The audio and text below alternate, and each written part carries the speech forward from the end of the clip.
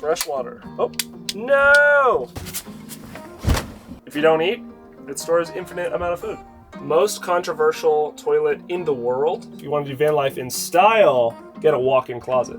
I have a bottle of Nutella. The sink actually works. Hey everybody, welcome to the Bamboo Bungalow. My name is Anton, and this chassis is the Ram ProMaster 3500 Extended. This is my second camper van that I've built. Became a better human because of building the van. That's one of the ethos that I took on, is that I would become such a better, more experienced person by embarking on something with so many skills.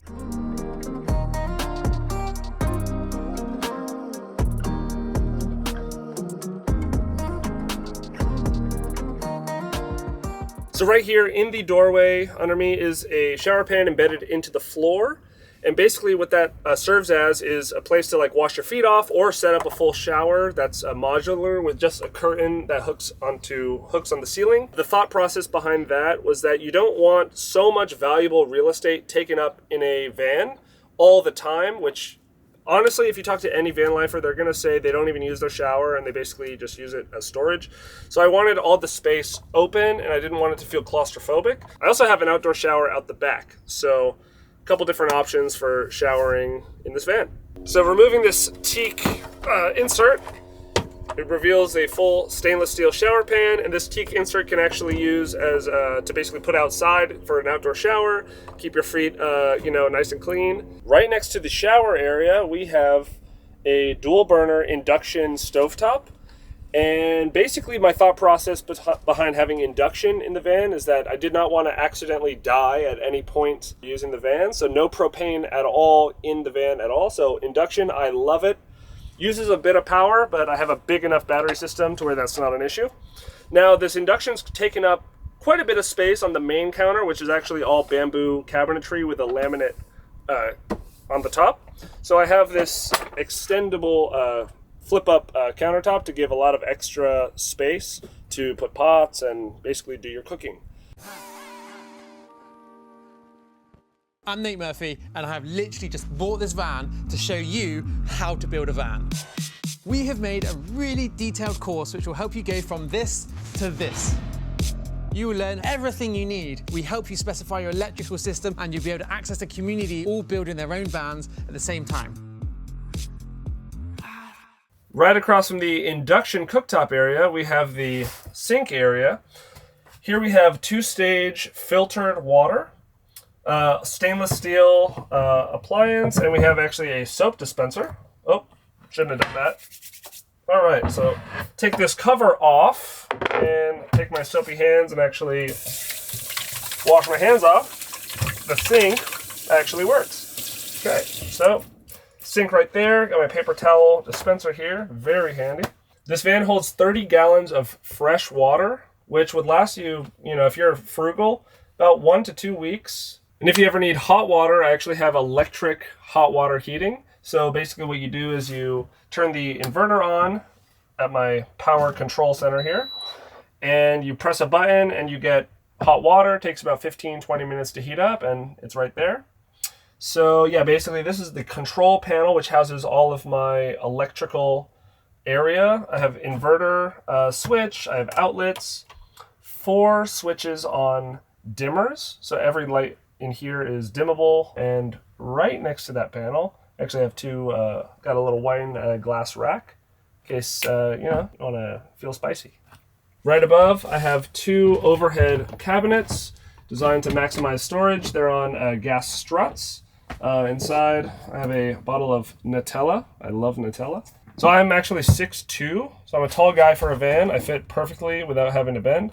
And that's why I didn't want these to actually be in my face, because, could be dangerous. Right under the sink area, I have a 7-gallon gray water tank, which the sink will drain right into that. But depending on how you're camping, if you want, you could actually divert the flow of the water to directly outside, but make sure you're using biodegradable soap, So right next to that area, I have 4 beefy drawers. This top one here is for basically, a couple spices, utensils, coasters for all you messy people out there, Kind of keep the wood nice and clean. And in the bottom, nice beefy drawer for pans and pots. All right behind the cab area, we have the walk-in closet.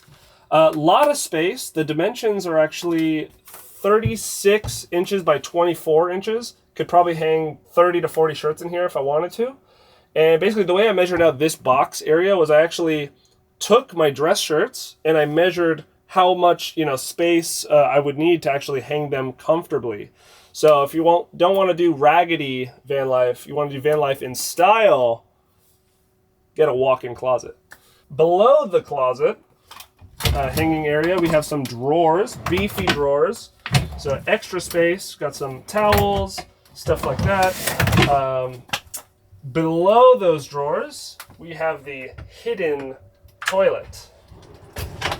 Okay, so this is the Laveo dry flush toilet, most controversial toilet in the world. The way it works is it basically uses a vacuum, ties up the waste in a ball, and then it just disappears. I don't even know where it goes, but it's just gone. So that's the coolest thing. The thing is the bags, I don't know, they're not very eco-friendly, little expensive, but if you want luxury, there's a price. So that's that. And right below the induction stovetop, we have, in my unbiased opinion, the best fridge on the market for vans. It's the Dometic CRX 110, which runs on 12 volts. It's a fridge and a freezer. So the freezer's up top. You can store little ice cream snacks in there or frozen fruit. And then here, the fridge area, you can store about 2 weeks worth of food. Because there's induction, because there's a fridge, you need to vent it out, get some airflow going. So I actually have this slotted vent right at the top.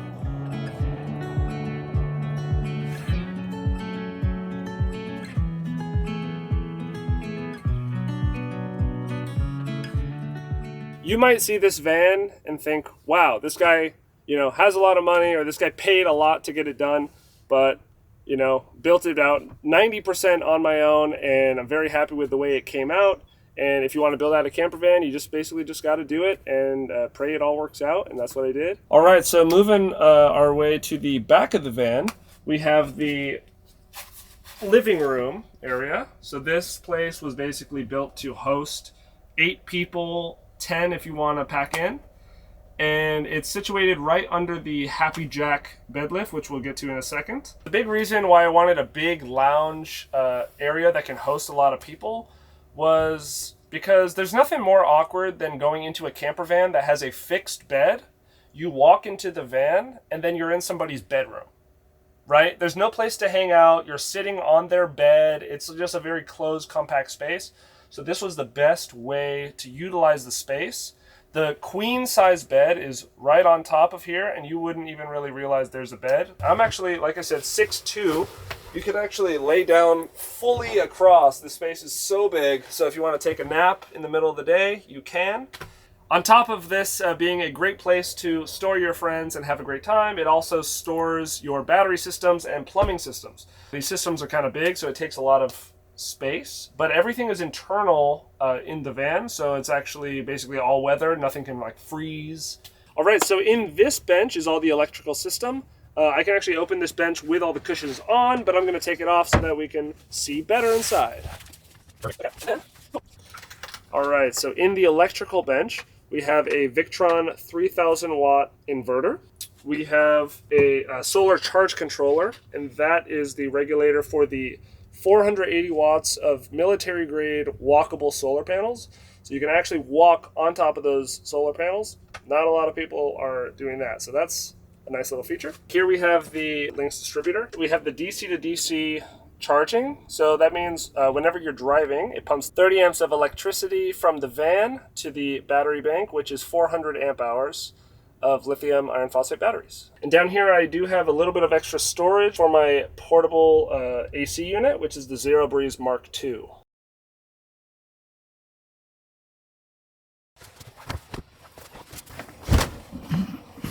So I wanted to have some good ventilation back here, so I actually installed 2 windows, one on each side for a nice cross breeze. These windows open up. I love it when you bump the max air vent fan, you have these open, you get so much wind, it's like a hurricane in here. In the window sills, we have USB and USB-C charging, one on each side, and actually have full blackout curtains that come down. We got the center table here, bamboo. It's on a Lagoon swivel mount. Another thing I like about this space under here is that the bamboo strips, they're all elongated, and it makes the space feel so much longer and more expanded. I really wanted the green cushions to match like a bamboo kind of forest. I wanted this area to make you feel calm and serene and basically kind of forget that you're in a van. All right, out of the back area of the van, I have a outdoor shower like I mentioned earlier. Got my handy dandy shower hose. Going to open up this latch, pop open, pop this hose into place, and we have fresh water. Oh, no! Oh, un momento. There we go. So the outdoor shower option is a great option to just wash off your feet after a surf, or basically hang up a curtain on the back doors and have a little outdoor shower, enjoy the sunlight. If you're going to opt to do an outdoor shower, you can grab the teak insert from the front shower, put it outside so that your feet stay nice and clean, wash off your feet, and you got a nice little outdoor shower. So in this bench right here houses the plumbing situation.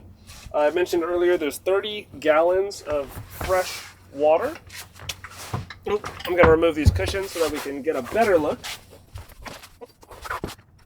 So in here, 30-gallon fresh water. It is a lot of water. I did the plumbing system on one side, electrical on the other, and tried to balance it as much as possible. You don't want too much weight on one side of the van. That's just a general tip. Inside is the 4-gallon Bosch electric hot water heater. And on this side, we have the 2-stage filter for the filtered water. We have a Seaflow water pump with the accumulator so that there's basically a constant flow of water and you don't hear that bump, bump, bump, bump, bump water pump action.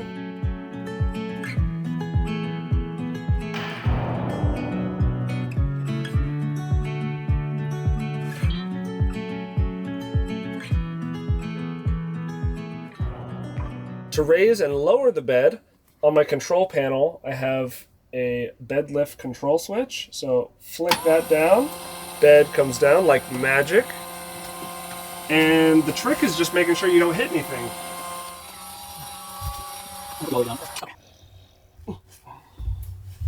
Oh my gosh, dude, I was so relaxed in the bamboo bungalow, I just fell asleep. All right, so while we're here, let's talk about the master bedroom. We have a queen size bed, very spacious. This bed is not even as low as it can be, and I could sit upright. I could literally sprawl out. I believe it's about 72 inches wide, and as you lower the bed, it gets even wider at the bottom. So at the back of the bed, right above where you lay your head, we have a big Dometic skylight. Right now, the blackout curtain is in action, so what you do is you just open that, and you have the big skylight there. It comes with a bug screen so that you don't have any creepy crawlers flying in your face. All right, so like I said, just pop your head right out of the skylight. One of the ways you can access the roof. The other is the ladder on the side of the van. This is actually the easier way to climb up onto my roof.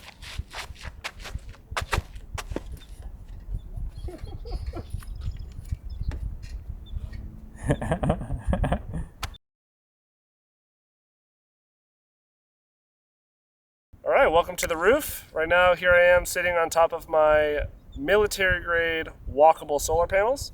Right here we have two 240 watt panels, 480 watts total. And yeah, I've had them for about a year at least, and no efficiency loss, nothing bad going on. These things are super durable. It's very nice to be able to have the space here. All right, guys, thank you so much for checking out the Bamboo Bungalow. It was a pleasure having you here. Hope you enjoyed.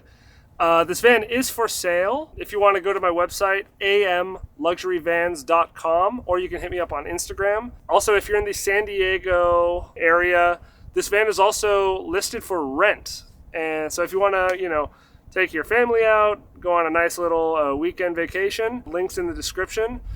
I appreciate you so much for spending this time with me. It was very fun making this tour, and I hope you enjoyed it as much as I did filming it.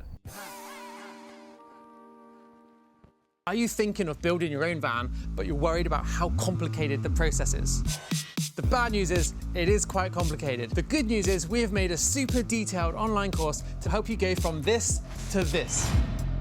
You will learn how to do insulation, carpentry, solar systems, everything you need. We help you specify your electrical system, and you'll be able to access a community all building their own vans at the same time. It's never been easier to learn how to build your own van.